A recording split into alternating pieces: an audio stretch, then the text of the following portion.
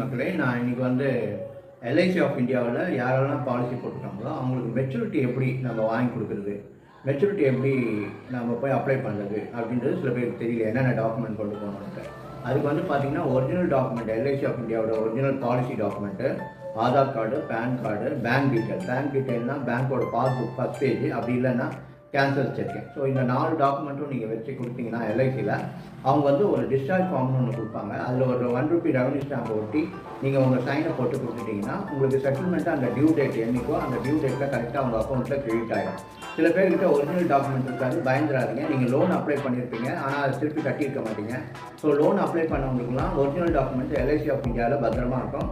So நீங்கள் வெறும் Aadhaar card, PAN card, bank details, ஒரு ₹1 ரெவன்யூ ஸ்டாம்ப் எடுத்துகிட்டு போயிட்டீங்கன்னா அவங்க வந்து உங்களுக்கு அந்த செட்டில்மெண்ட்டை பண்ணி உங்களுக்கு கரெக்டாக ப்ராசஸ் பண்ணி அந்த டியூ டேட்டில் உங்கள் அக்கௌண்ட்டில் கிரெடிட் பண்ணுவாங்க. தேங்க்யூ, பாய்.